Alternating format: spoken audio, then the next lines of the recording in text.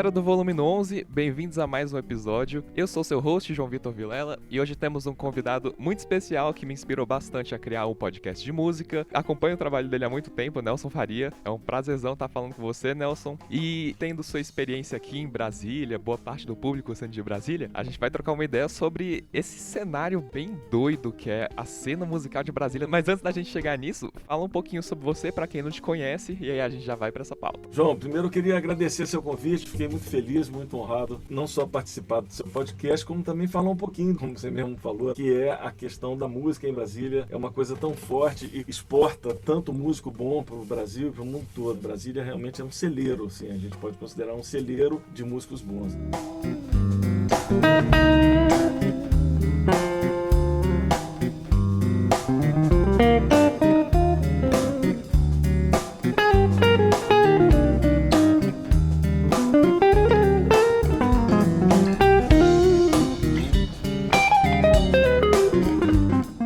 Contando um pouquinho da minha história, para quem não me conhece, eu me mudei para Brasília quando eu tinha 9 anos. Eu nasci em Belo Horizonte, numa família musical, mas sem nenhum músico profissional. Assim, minha mãe canta muito bem e tal, mas somos 6 irmãos e eu sou o irmão mais novo, o filho mais novo. E meus irmãos todos tocam alguma coisa, cantam alguma coisa e tal, meio a família bossa nova e tal. E eu fui para Brasília então com essa idade. Minha primeira experiência musical em Brasília foi entrar para a Escola de Música de Brasília. A Escola de Música de Brasília, com certeza, é um dos motivos do celeiro que Brasília tem de músicos. Na Escola de Música de Brasília eu tive a oportunidade de dizer, ali ainda muito novo, mas na época ainda era Maestro Levino, foi ele quem criou o curso de verão de Brasília, há muitos anos atrás. A Escola de Música, ela tinha, não sei se ainda tem, mas ela tinha uma questão que era, você entrava para lá e você tinha que fazer a aula de flauta doce, de teoria. Eu quero estudar piano, você não ia estudar piano, você tinha que estudar primeiro teoria e flauta doce, depois você escolhia um instrumento, podia ser violão, podia ser violoncelo, violino, o que você quisesse, percussão e tal. E aí, a escola de música foi importante porque eu, pela primeira vez, cantei em coro, não fiz canto coral, então a experiência de cantar em coro é maravilhosa. A gente cantou as coisas do repertório clássico, assim, mas muito bacana. Dá uma percepção muito boa pra gente entender sobre a interação entre os músicos, entre as vozes, por exemplo.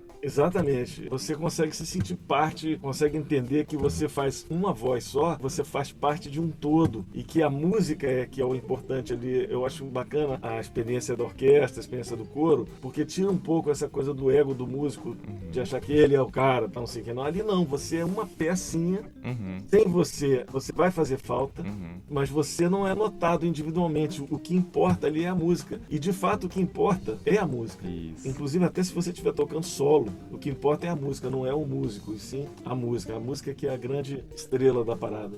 Eu aprendi isso muito cedo, lá na escola de música, exatamente fazendo essas práticas. Foram para mim essenciais. Já com 10, 11 anos, cantando em concerto, eu não tocava, só cantava no coro. Também não tinha voz para ser cantor. Eu podia participar do coro ali, começando a ter contato com partitura, que eu olhava assim, me perdia muito, quase decorando mesmo as melodias que eu tinha que fazer e tal. Entendi. Mas foi uma experiência excelente. Você diria que é algo que, por exemplo, todo mundo tem que passar? Não vamos falar como obrigação, né? Tem que passar, mas assim, que auxilia bastante? Eu não acho fundamental não, mas eu acho que a maior parte dos músicos que se tornam músicos profissionais acabam tendo interesse por várias coisas além do seu próprio instrumento. Para de olhar um pouquinho pro próprio umbigo. Se não for imediatamente, logo depois começa a acontecer, quando você começa a se profissionalizar mais, dali a pouco você quer saber um pouco dos outros instrumentos. Se você toca violão, você quer pegar um pouco de piano. Se você toca piano, quer entender um pouco do violão. Você quer entender um pouco de ritmo dos instrumentos de percussão.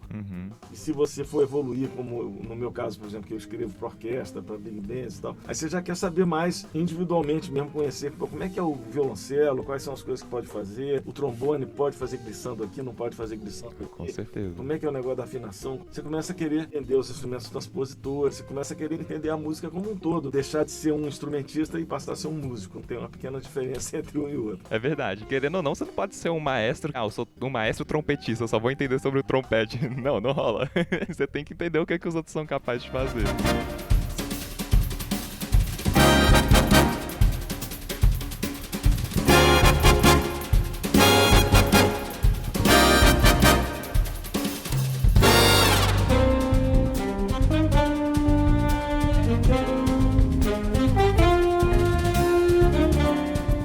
Você diria, assim, que um dos maiores motivos é exatamente a Escola de Música de Brasília? Eu acho que tem várias coisas, é um somatório. A Escola de Música de Brasília é um deles. Para os violonistas, foi a sorte que a gente deu de ter tido na cidade um cara chamado Gamela. Se você pegar a rapaziada da minha geração, você vai ver que todo mundo passou na mão do Gamela. Hamilton de Holanda estudou com Gamela, o Lula Galvão estudou com Gamela. Genil também. Genil Pacheco. E é incrível que também tem essa lenda que podia ser a primeira aula que você tinha com ele, mas você saía tocando alguma coisa. A forma dele ensinar era genial. Ele se atinha especificamente à música mesmo. Então ele não se atinha às questões teóricas, nada disso. Até porque não era o domínio dele. O domínio dele era um instrumento. Nas aulas dele, basicamente a gente fazia audições, ouvir música. Então ele apresentava os discos, Wes Montgomery, Luiz Bonfá.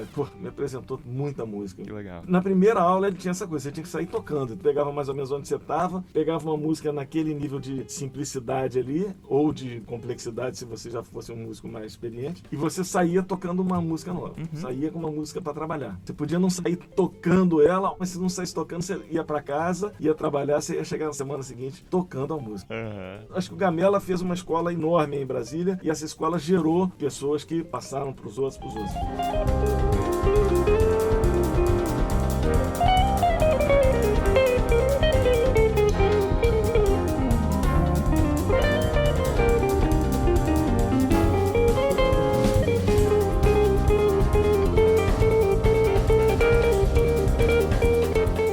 Alguns grupos também, se você pegar, por exemplo, Paulo André Tavares, a família dos Ernest Dias todas, a família Galvão, Lula Galvão, Zequinha Galvão, Carlinhos, tal, todos músicos, o Serginho. Renato Galvão. O Renato já é sobrinho do Lula. Brasília investiu numa orquestra sinfônica muito especial no começo de Brasília, e eles trouxeram músicos, principalmente do leste europeu e da Europa de uma forma geral. Assim, são pequenas coisas que adicionam pro grande cenário, pro grande todo. O Clube do Choro, uma coisa importantíssima, que nasceu, inclusive, na casa dos Ernest Dias. Ali nasceu o Clube do Choro. Ah, sério? Não sabia dessa.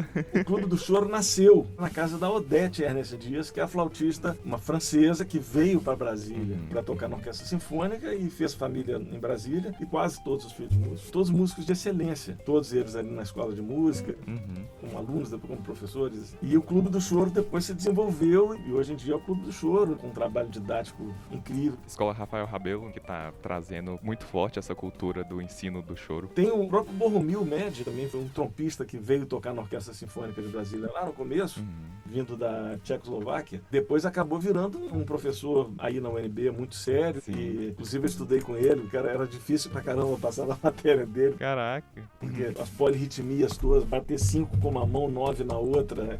Caraca. Se eu não fizesse, reprovava. Eu reprovei.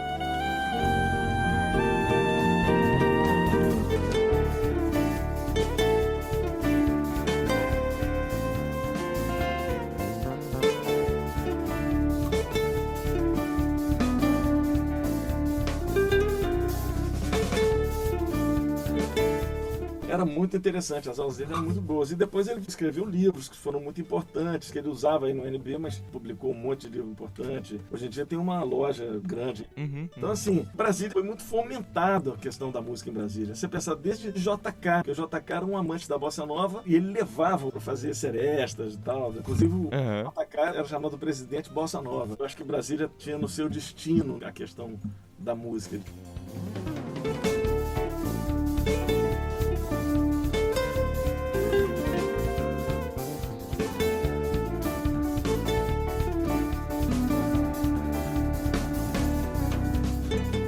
Uma coisa que eu acho bem interessante, usando o exemplo o Gamela, outra pessoa que também hoje em dia ainda tá dando aula e que também é muito reconhecido por ensinar bem a música, é o Eustáquio Grilo. Pô, eu falei do Grilo, cara. Grilo desde aquela época. Eu acho interessante de citar essas pessoas, mas não só citar elas assim como grandes músicos, citar elas também como grandes professores de música, porque eu acho que tem uma grande diferença. Você pega muita gente que sabe tocar, mas que não sabe explicar, não sabe dar aula. E querendo ou não, você já deu muita aula e fica a dica premium, um portal assim de várias aulas, café lá em casa. Então assim, como é que você enxerga o talento, a habilidade, toda essa técnica que também é dar aula? Pra ser um bom professor, você precisa estudar estudar para dar aula, eu digo assim, estudar o ensino da aula, você precisa ter muita experiência que aí ao longo do tempo você vai pegando, como é que você enxerga isso? Eu acho assim, lógico que essas coisas todas podem colaborar. Você fazer um curso de pedagogia musical pode ajudar. Experiência também pode ajudar. Mas eu acho que o professor não tem diretamente nada a ver com isso. Eu acho que tem muito mais a ver com a vontade de ensinar, o desejo de compartilhar informação. Tá, entendi. Todo mundo é capaz de compartilhar informação de uma forma bacana. Todo excelente músico é capaz de ser um excelente professor. Mas ele precisa ter a vontade. Isso tem que ser uma coisa importante para ele, o compartilhamento. Se o compartilhamento não for importante, ele provavelmente vai dizer que não tem jeito, ou que não tem talento para ensinar, qualquer coisa desse tipo. Entendi.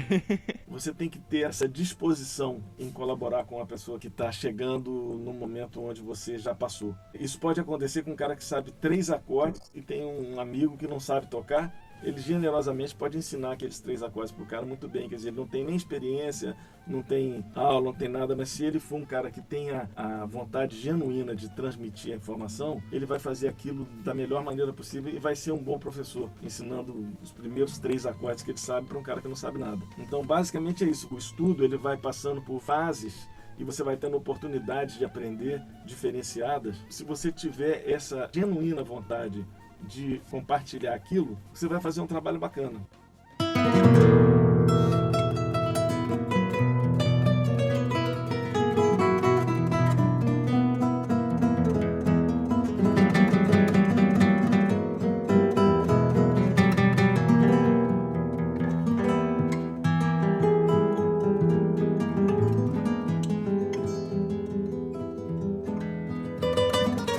Eu sempre tive isso, não sei porquê, não sei de onde veio isso, mas eu fui esse cara que sabia 5 acordes, eu ensinava pro cara que não sabia nada, o cara que sabia 2 acordes, eu ensinava mais um, eu queria sempre estar ensinando. Desde novo, eu sempre fui tocando e ensinando ao mesmo tempo. Entendi. E tive muita sorte de ter professores muito generosos. A Mela foi um deles, o Paulo André, outro. Quando eu fui para os Estados Unidos estudar com o Joe Diorio, o Joe Pass, o Frank Gambale, Scott Henderson, os caras que eu estudei foram pessoas muito generosas. E eu lembro que quando eu voltei dos Estados Unidos, eu fui estudar no GT, passei um ano lá, isso em 1983, cara, se faz, sei lá quantos anos, 30 e tantos anos.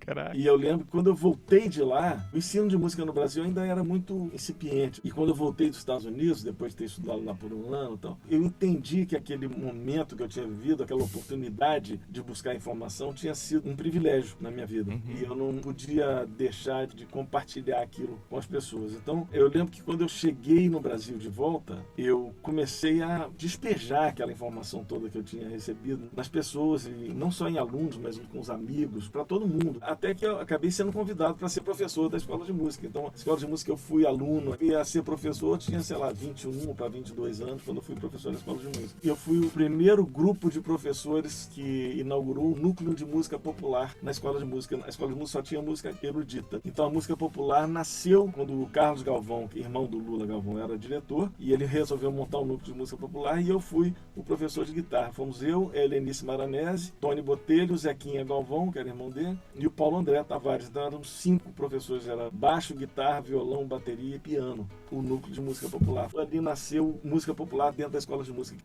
Que legal.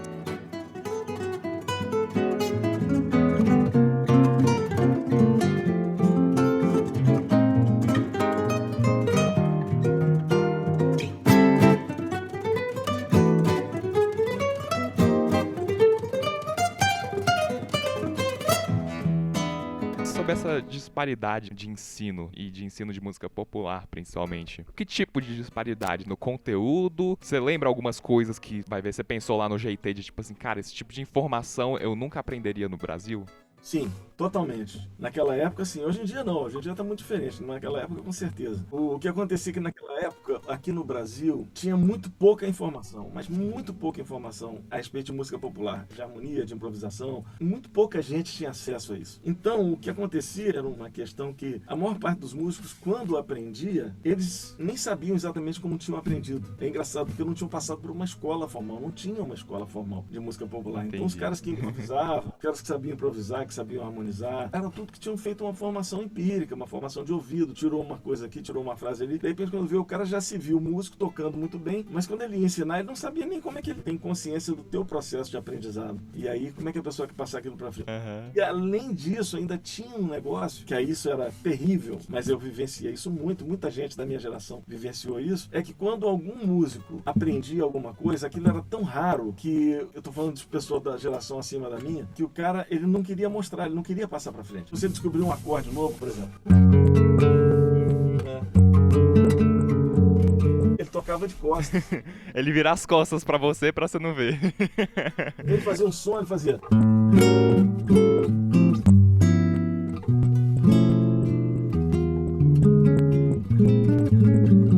Aí ele tocava de costas. Porque ele não queria que você visse ele tocando. É muito louco, isso aconteceu, pô, a minha geração sofreu muito com isso, cara. Hoje em dia você clica na internet, aqui, acorde esse aqui.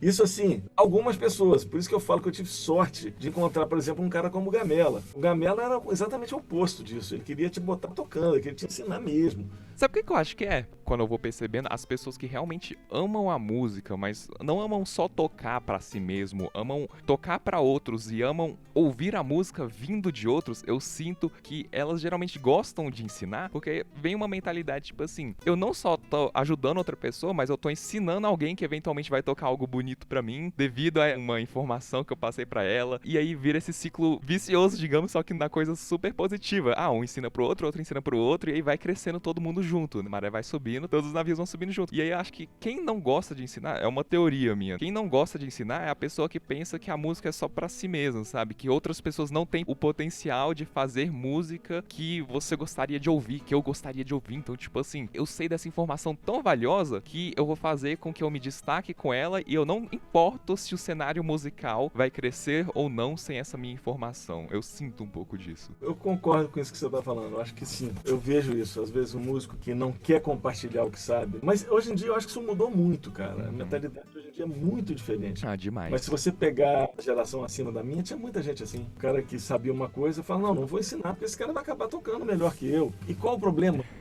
Bom que o cara tocou melhor. Eu vejo isso com filho. Eu tenho 3 filhos, eu fico pensando assim, pô, que bom que meus filhos me superam em muito. Meus filhos realmente me superam. Toda hora eu tô aprendendo com eles, o tempo inteiro. Caraca! Pô, mas superam mesmo. É barra pesado. Em várias coisas.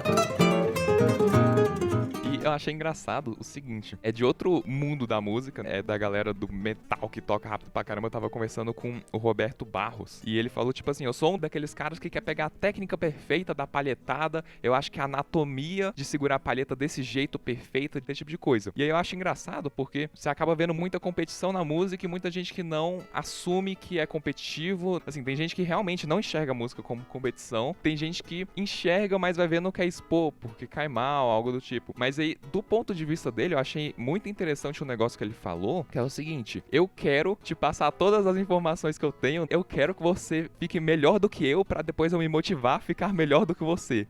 Esse é o sentimento esportista dele, digamos. Eu quero que você me motive a fazer com que eu trabalhe mais. Só que ele não tá fazendo isso pra outra pessoa porque ele é inimigo da outra pessoa, porque ele quer destruir a outra pessoa. Ele tá fazendo isso pra se superar. Eu achei isso muito interessante. Muito interessante. Na verdade, tem isso também. Existe na música, eu acredito assim, principalmente no estágio mais inicial do profissional, essa questão da competição. Quem é mais rápido, quem toca mais não sei o quê. Mas chega um momento de maturidade, aí isso acaba. Isso acaba completamente, porque quando você entende que cada músico tem uma assinatura diferente, você vai entender que é impossível você comparar 2 músicos. É verdade, é verdade. Sabe, B.B. King com Pat Metheny. O Pat Metheny, pô, toca super rápido, com outras coisas, com frases cromáticas. O B.B. King faz assim.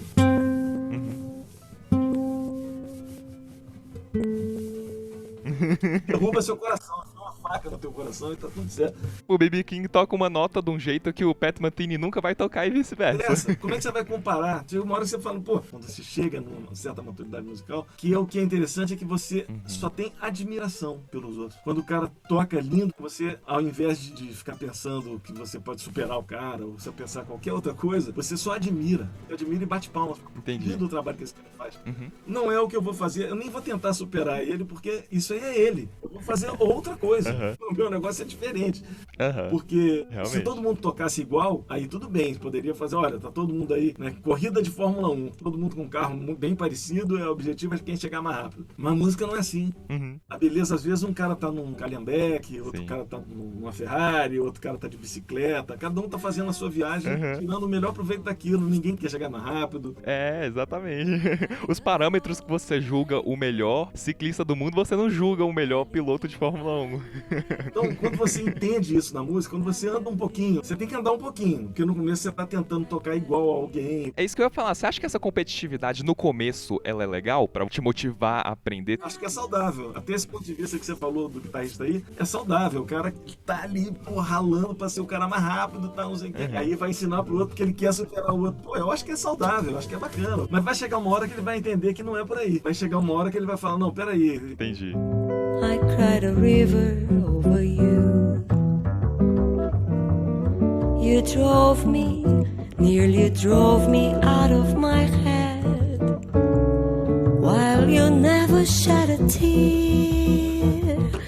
Remember, I remember all Uma piada that. que eu acho boa pra caramba, de um cara que tocava num bar, assim, tocava na noite e tal, e o cara com um bom gosto, o cara mais coroa, assim, mas tocava lindamente, pô, só aquelas notinhas, né, aquelas, né, só tocava assim, só tocava as duas, uma notinha aqui, outra ali, pá, só pouca coisa, não sei o quê.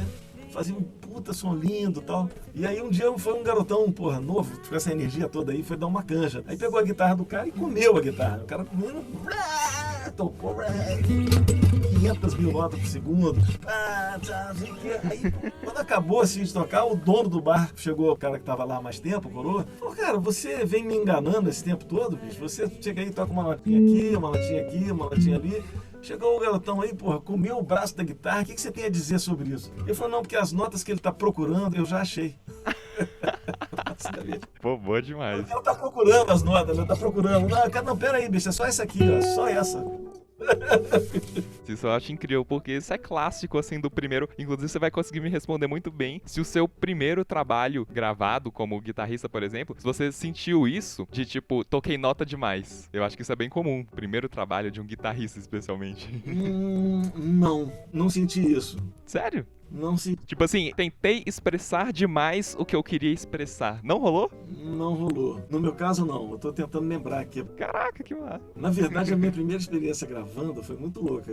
A minha primeira experiência gravando não foi tocando, cantando, cara. Aí em Brasília tinha um festival, teve um festival de música, e tinha um cara aí em Brasília que fez uma música pro festival, um amigo do Gamela, e o Gamela falou, porra, Nelson tem que cantar essa música, o Nelson tem uma voz linda. Eu falei, porra, Gamela, não me sacaneia, eu não canto porra nenhuma. Não, bicho, você vai cantar, vai defender essa música no festival. Eu acabei que resolvi cantar, o Gamela tocou o violão, a música do amigo do Gamela, o Gamela tocou o violão, eu cantei. E aí cantei e o Gamela tocou, sei lá quantos anos, devia ter uns 17 anos. Por aí, 16, 17 anos. E eu cantei a música no festival, e aí a música foi classificada, ficou entre as 10 primeiras. E gravaram um disco com as 10 primeiras músicas. E aí eu entrei no estúdio e gravei. Gravei eu cantando, o Gamela me acompanhando, e no backing vocal, Cássia Eller e Zélia Duncan, fazendo backing pra mim. Meu Deus. Nenhuma pressão como sua primeira gravação. Não, mas a Zélia não era a Zélia, nem a Cássia era a Cássia. As duas tinham 17 anos.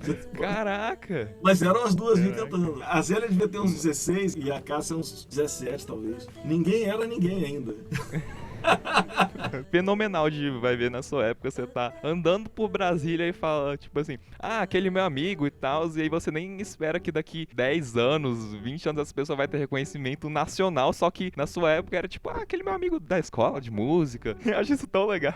Tipo, não é como se você tivesse conhecido a pessoa depois que você foi fazer algum trabalho musical. Pode ter certeza que isso vai acontecer na tua vida, João. Você vai ser um desses caras e os teus colegas também. Aqueles que persistirem.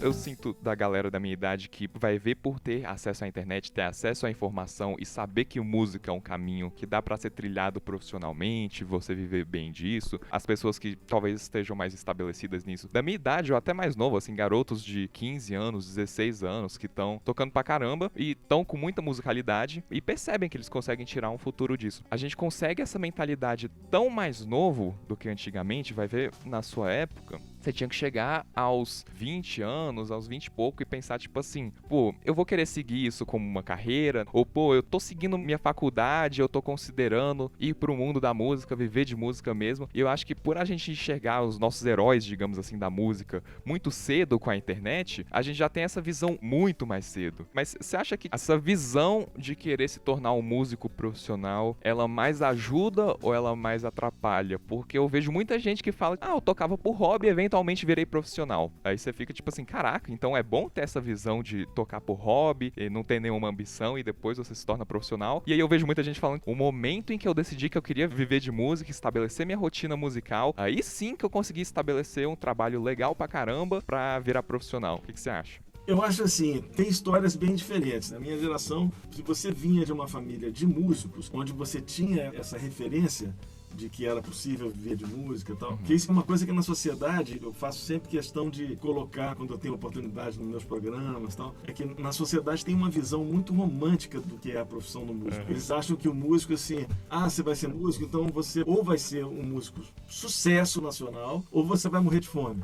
Eles não conseguem entender que existe um mundo entre esses dois extremos, do cara que ser o sucesso da mídia e o outro cara que tá passando fome. Existe um mundo gigantesco. Você vive de música, tem milhões de situações intermediárias, de coisas que você pode fazer, e públicos diferentes, e coisas que você pode atingir e conseguir viver normalmente, como uma profissão qualquer. Isso, assim, na minha geração, quem vinha de uma família de músicos já sabia que era possível. Quem não vinha de uma família de músicos tinha essa visão que a sociedade meio que ainda tem. Entendi. Que ou o cara vai ser um sucesso ou vai morrer de fome. Então, se ele não via a possibilidade do cara assim, esse cara não vai ser um sucesso, porque aí uma gravadora tinha que abençoar o cara, né? Ou o cara tinha que ter um talento absurdo, ou o cara era turrão e queria fazer. Então, a família normalmente, ela protegendo, obviamente, os filhos, ela fazia o cara sair da música. Claro. Falava, não vai pra esse lado não, faz isso como hobby. Mas o que acontece? Às vezes o cara ia fazendo como hobby mesmo, mas chegava uma hora de falar, cara, eu não consigo mais fazer como hobby. Porque a música, ela tem uma coisa seguinte, a música te exige muito. Entendi. Costumo fazer um paralelo dizendo o seguinte, você dominar um instrumento é mais ou menos como subir uma escada rolante que está descendo.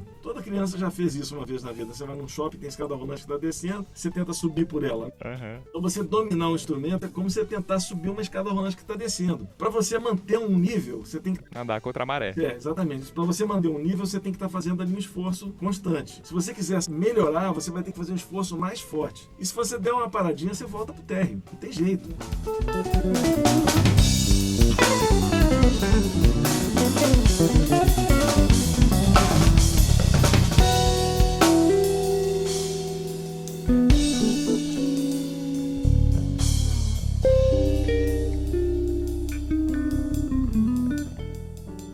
A música, ela te cobra muito. A música, assim, é realmente uma profissão maravilhosa, mas é uma profissão, assim, que ela te cobra. Então, a música, se você der uma paradinha, quando você volta, ela meio que se afasta de você. Você vai ter que ficar ali gastando uma saliva. Pô, música, vem aí, vamos fazer um som.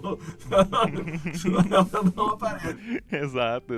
Mas chega até essa visão de que o músico que quer se profissionalizar, ele tem que ter um momento que ele vira a chavinha. Não que quando levasse como hobby, essa pessoa não enxergasse como uma coisa séria a música. música, mas em relação ao seu dia a dia, porque querendo ou não, música é um negócio que exige muito da gente, mas também não é um negócio que te estabelece um cronograma, digamos assim, que a partir desse horário até esse horário você tem que estudar. Isso tem que ser uma disciplina do instrumentista, do cantor, do compositor, do que quer que seja, tem que ser uma disciplina absurda pra gente tornar disso uma rotina, um negócio corriqueiro. Então, você sente que quando tem aquele momento de virar a chavinha pra vou viver de música, vou estabelecer uma rotina, vou viver profissionalmente, isso ajuda? No meu caso, não virou uma chavinha. Na minha vida foi assim, eu fui fazendo as coisas paralelamente. Porque, por exemplo, você teve aquele momento de, não sei se eu quero seguir isso, e aí você disse que o seu pai, ele falou, não, se você vai ter 1 ano de pausa pra não fazer uma faculdade e decidir, assim, o que você quer estudar, do que você vai querer viver, então, pelo menos estude a música seriamente, que aí você decidiu ir pro GIT. Entendeu? É mais ou menos disso. Antes de você ir pro GIT, você tava com aquela dúvida, depois você foi, ela foi resolvida, foi um processo, foi um evento específico que você falou, tipo assim, esse momento aqui mudou minha vida, então agora eu tô percebendo que eu vou ter que seguir essa carreira. Eu tive um momento muito decisivo, assim. Eu sei exatamente o dia,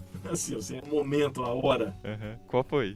Mas só quero dizer que é o seguinte, isso não é uma regra. Eu conheço muitas pessoas, com um café lá em casa, eu já conversei com muitas pessoas sobre isso. Eu conheço muitas pessoas que falaram, cara, eu nem sei qual foi o momento que eu deixei de tocar em casa e virei músico, porque foi uma coisa natural. Eu não tive que... Já teve outros caras que eu perguntei, mas como é que foi? A música era a sua primeira opção? Eu lembro que o Ricardo Silveira, por exemplo, ele falou assim, não, a música era a minha única opção. Eu não queria mais nada da vida, só queria fazer isso, estava decidido. Eu sou assim, porque eu gosto de conhecimento, eu gosto de história, filosofia, ciência, matemática, eu gosto de tudo isso, mas seguir profissionalmente, pra mim, é tipo, eu só enxergo uma coisa, sabe? Mesmo gostando muito de outras coisas, eu tenho bastante disso também. E todas essas coisas vão ser fundamentais para você ser um bom músico. É importante você saber tudo. Aliás, é importante você saber bem uma segunda língua, é importante você saber contabilidade, já que você gosta de matemática, porque vai que dá certo a tua vida, você tem que organizar a tua finança.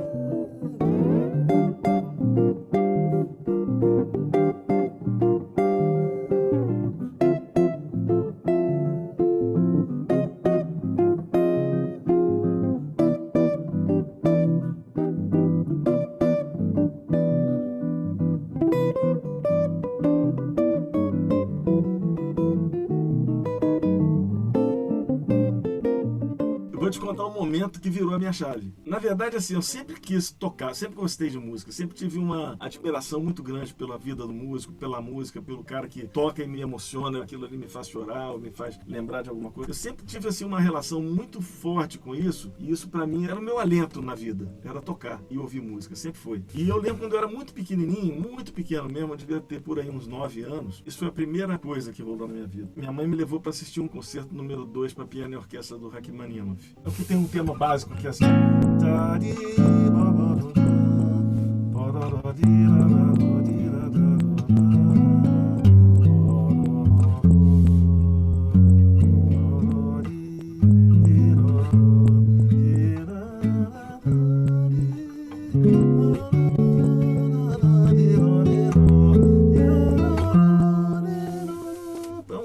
Bicho, que você ouve aquilo ali, eu costumo dizer que essa música, Deus soprou no ouvido do Rachmaninoff, assim, não dá pra um humano compor uma coisa dessa, que é uma música realmente das músicas mais lindas, assim. E eu lembro um menino, muito emocionado assistindo esse concerto, ouvindo aquilo, falei, cara, que coisa, que é isso, essa música, que negócio. E eu lembro que a minha mãe virou pra mim e falou assim, meu sonho é um dia te ver num palco tocando. Eu tinha 9 anos. Caraca!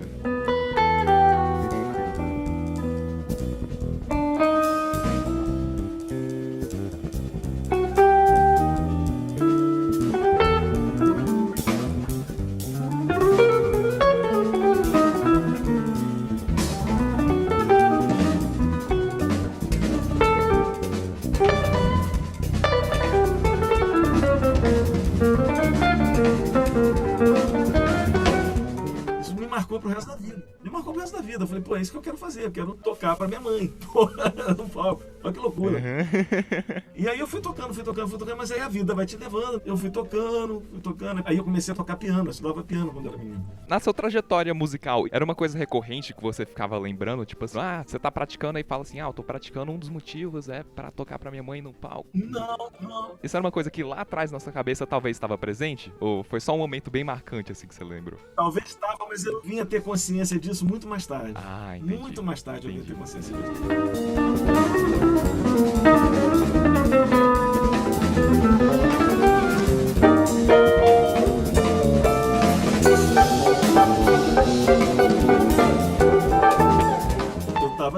estudando normalmente, no primeiro, segundo grau e tal, e tocando violão. Tocando, estudando, comecei a estudar com gamela, fazendo escola de música, fazendo gamela. E aí, com 17 anos, eu tinha que fazer vestibular. Eu terminei o segundo grau, fiz meu vestibular, eu tinha 17 anos. Eu botei economia, porque fiquei pensando o que eu vou fazer, não conhecia ninguém, não sabia como é que eu ia viver de música. Eu botei, vou botar pra economia, botar música como segunda opção. Eu não vou passar em economia mesmo, e aí eu vou pra música porque eu não passei em economia. Só que eu passei em economia. Aí fiz um semestre, 2 semestres, 3 semestres. No terceiro semestre começou a ficar confuso, porque eu já estava tocando, eu tinha um duo com a Zélia Duncan, de voz e violão. A gente tocava em boteco, um botequinho aí em Brasília.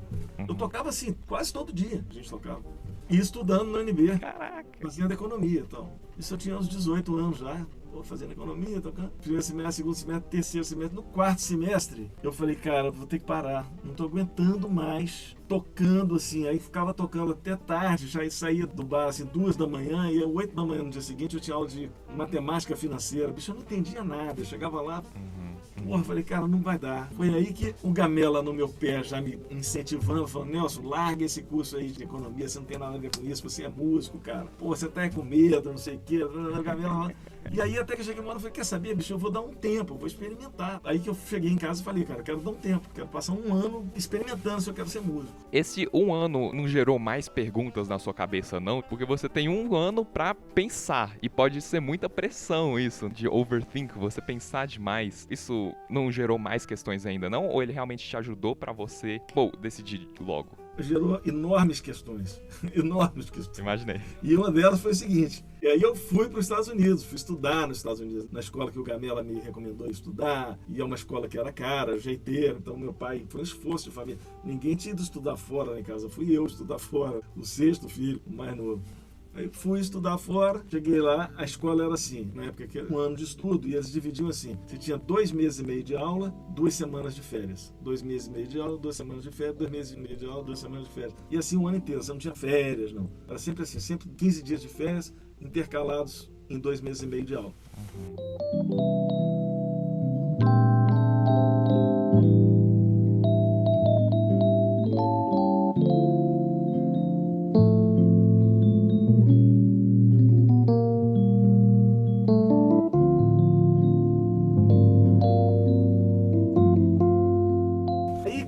Eu lembro que eu já tinha feito mais ou menos 2 meses de aula. Tipo, dali a uma semana ia entrar as férias. E lá no GIT eles tinham um esquema que você pagava o curso inteiro à vista. Você tinha que pagar o ano inteiro à vista. E eles tinham um sistema que era o seguinte: se você desistisse do curso, você ganhava um pedaço desse dinheiro de volta. Mas se você desistisse na metade do curso, você fizesse 6 meses de curso, você não tinha nada a receber. Então eles faziam uma tabela assim: se você fizesse 2 meses e meio, você recebia metade do dinheiro de volta. Se você fizesse 6 meses, você não recebia mais nada de volta. E aí, porra, eu ali estudando nesses 2 primeiros meses e encarando um problema que muita gente encara, que tem que entender isso, é que na música você não tem o resultado imediato, tem um delay. E bem longo. Entre o que você trabalha e aquilo que você está conseguindo realizar. Então você está estudando uma coisa aqui, quando você vai tocar no palco não acontece nada. Você ainda não está pronto para tocar aquilo. E assim vai acontecendo níveis e níveis na sua vida. E aí eu lembro que eu estava lá e comecei a me frustrar muito, porque eu estava estudando e não estava acontecendo muita coisa não. Quando eu ia tocar, não acontecia, não saía. E aí eu comecei a ter uma crise de identidade, comecei a ter uma crise de achar que eu não tinha talento. Falei, cara, dançou. Vim pra cá, meu pai botou uma grana forte e eu não tenho talento pra música. Essa é que eu acho que é a maior pressão. Tipo, caraca, meus pais estão contando comigo.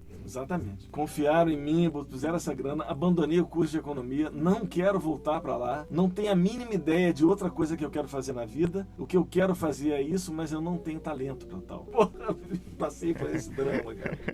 Foi muito difícil. Então, ouvintes músicos que estão em dúvida se vão seguir essa carreira ou não, ouçam essa frase de acho que não tenho talento do próprio Nelson Faria.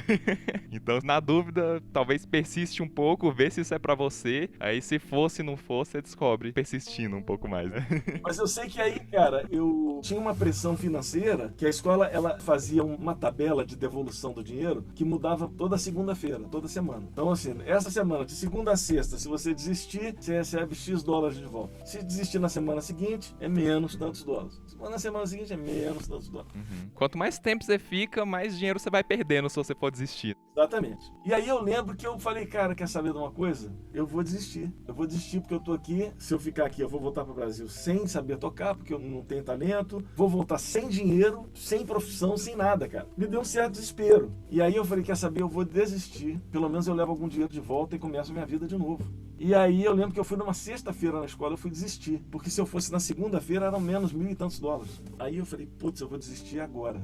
Aí fui lá na escola e falei, quero desistir e tal. Fui na secretaria numa sexta-feira, lembro até hoje. Eu quero, ok, e tal, tudo bem, quer desistir, desiste. Você vai receber tanto e tal. Eu perguntei, como é que eu recebo esse dinheiro? Eu falei, você vai ali na tesouraria, que a menina vai te dar um cheque. Eu falei, tá bom. Fui lá na tesouraria, a tesouraria estava fechada. Aí eu voltei no cara e falei, bicho, eu fui lá na secretaria, a secretaria tá fechada, como é que eu vou fazer para receber? Porque eu falei, segunda-feira que vem é menos tanto que eu tenho para receber, eu tenho que desistir hoje. Ela falou, não, você já tá desistido, tá esse papel aqui, tá mostrando que você tá desistindo hoje. Tá registrado. Você volta aqui na segunda-feira só para pegar seu cheque. Eu falei, tá bom. Aí eu voltei para casa já tendo desistido oficialmente, e eu passei o final de semana inteiro chorando, né? Chorando, completamente desesperado. Nossa, que horrível. Cara. Que horrível. Passei super deprimido. Por isso que eu vou falar pra você qual foi o momento. Aconteceu um momento. Deprimido a pampa, cara. Falei, meu Deus do céu, cara. O que eu tô fazendo? Eu tô desistindo desse curso. Não tenho nada pra fazer no Brasil. Não quero continuar a economia. Acho que é um saco. Cara, o que eu vou fazer da minha vida, bicho? Eu comecei assim, não ver nada na frente.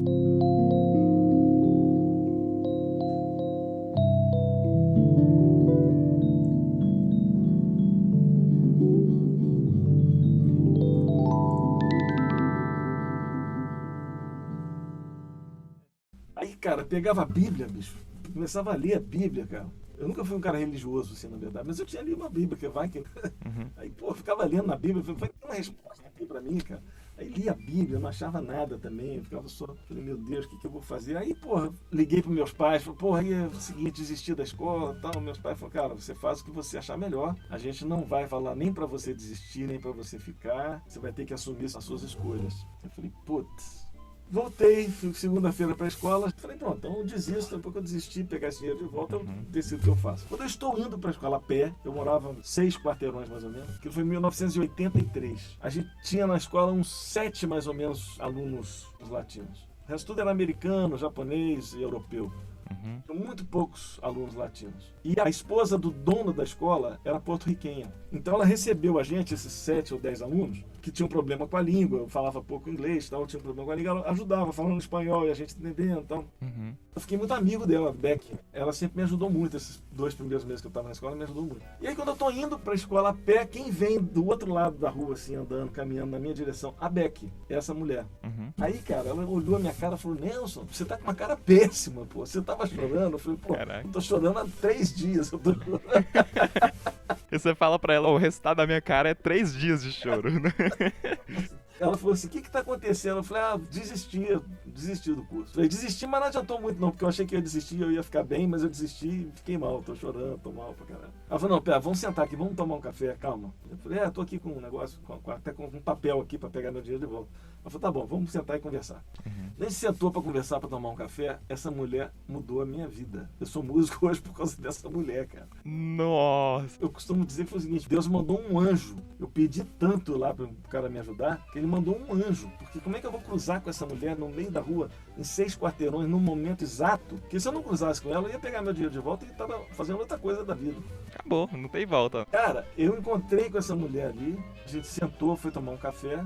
E aí ela falou, Nelson, eu sei o que está acontecendo com você e acontece com muitos alunos aqui na escola. O nosso nível de desistência é alto. As pessoas entram, tem uma pressão muito grande, muita coisa para trabalhar, muita coisa para estudar, porque quando você entra na escola, eu entrei sem saber nada, bicho, sem saber nada. Depois eu fui descobrir que eu sabia, né? Mas eu não sabia que eu sabia. Ah, tá, entendi.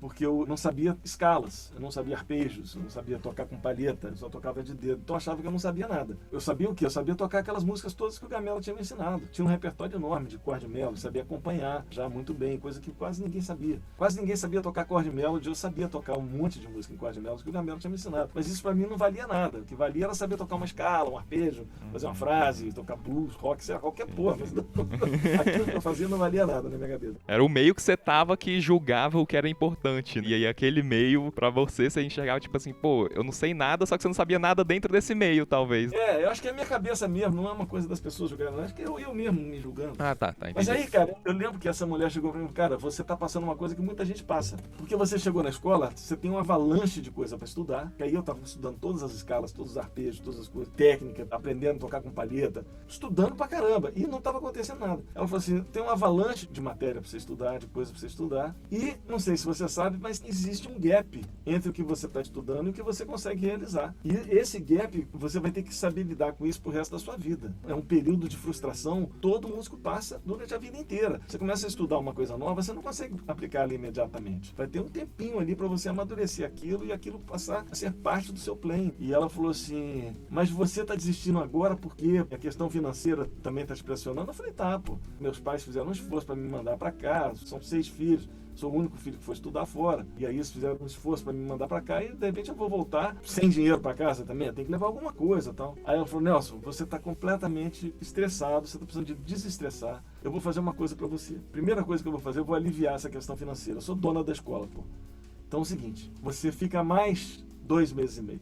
A gente vai ter férias daqui a uma semana. E aí você vai ficar mais 2 meses e meio. Se chegar na metade do curso e você falar assim, ó, Beck, realmente não era isso que eu queria, eu vou voltar pro Brasil, eu vou te devolver esse dinheiro que você receberia hoje. Que legal. Esse mesmo papel que você está recebendo aí, eu te devolvo.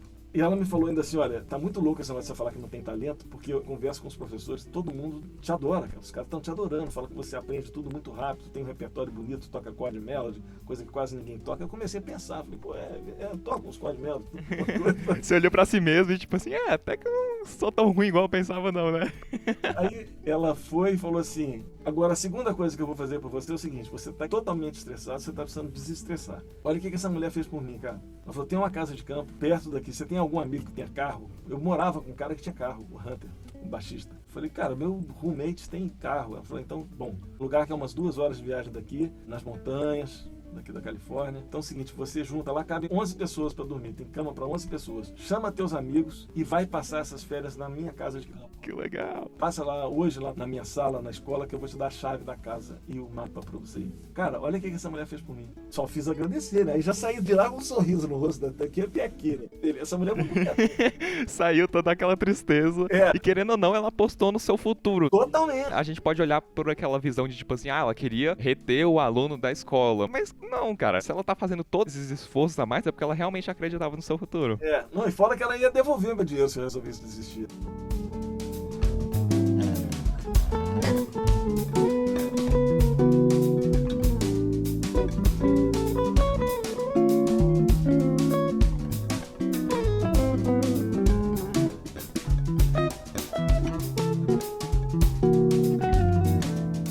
Aí eu fui para essa casa de campo, levei por vários amigos, foram 2 semanas incríveis, que a gente curtiu a Pampa lá. Ali, naquele momento, eu decidi, falei, cara, é isso que eu quero mesmo, eu quero ser músico. Eu estudei e nunca mais fiz economia. Só precisava de alguém para te guiar. Eu precisava de alguém para tirar o peso das minhas costas, eu tava levando aquilo tudo com muito peso. É verdade. Com muita dificuldade, cobrando muito de mim mesmo. Ela falou, cara, relaxa. Ela falou, vai passar essas férias, não leva o violão. Ela falou, não leva a guitarra para estudar, não leva o violão. Vai sem o violão, passa lá uns 15 dias. Lógico que eu levei o violão, eu não ia deixar de levar o violão. Isso eu não... Ela falou, não vai ficar lá e ficar, pô, um lugar lindo, você vai ficar lá estudando. Não, você vai ficar lá curtindo, vai sair, vai passear, vai andar pelas montanhas, tem uns bosques incríveis e tal. E aí a gente foi, cara, e aí... Então eu tive esse momento único que foi sentado num café, que ali mudou a minha vida. Ali nesse momento eu falei, porra, ok, vou encarar.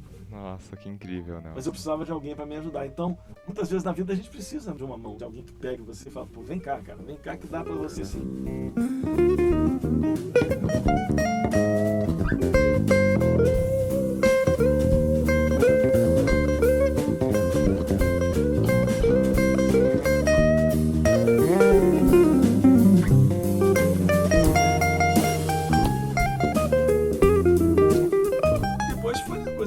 Brasil, começar a trabalhar, tocar, dar aula, fazer isso aqui, e começar a entender como é que eu ia fazer para manter uma família, para pagar minhas contas. Aí você começa a entender aos poucos como é que funciona o mercado, como é que funciona na minha época. Então, hoje em dia o mercado mudou muito. Eu tenho mudado muito rapidamente também, entendendo as formas de comunicação dentro do mercado, mas isso já muito por conta dos meus filhos, aquilo que eu falo que eu aprendo muito com eles, porque eles estão o tempo inteiro super ligados, sabendo como é que funciona.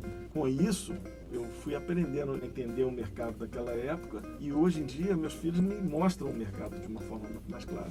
Nelson, a gente fica por aqui, deixa suas redes sociais, conta aí pra galera o que eles podem esperar de você pro futuro, do Café Lá em Casa no futuro, fica a dica pro futuro e coisas do tipo. Atualmente, as duas coisas que são meus focos de trabalho é um Café Lá em Casa, que é um canal do YouTube que eu tenho, onde eu recebo amigos e músicos de forma geral para conversar sobre música e para tocar, para levar um som, basicamente, é uma delícia, encontro muito gostoso. Só procurar no YouTube um Café Lá em Casa, você vai encontrar. E a segunda coisa é o curso online, que é uma coisa que eu, desde que eu voltei dos Estados Unidos, eu quis montar um curso de música, uma escola de música, mas a minha carreira nos palcos, ela foi mais forte, assim. Então eu dava muita aula, Entendi. escrevi vários livros e tal, porque eu queria manter essa chama viva, mas eu fiz a opção de estar tocando nos palcos e, cara, eu passei muitos anos. Seu foco acabou sendo outro. Eu passei muitos anos viajando, fazendo turnê pelo mundo inteiro. Toquei no mundo inteiro, literalmente, continentes todos.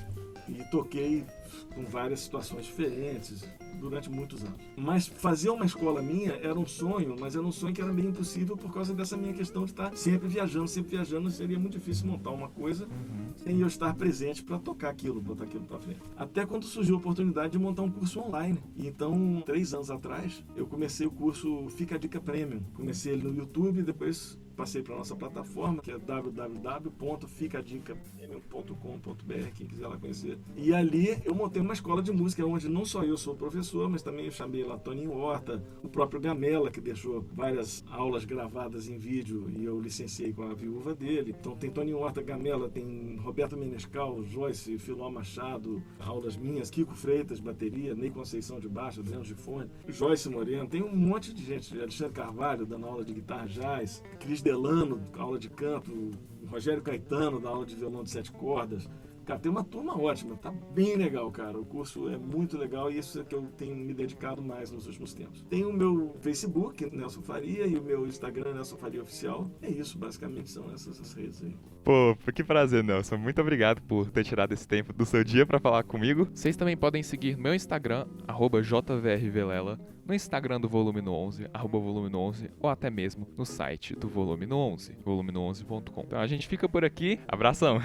Valeu, um abraço, cara. Tudo de bom.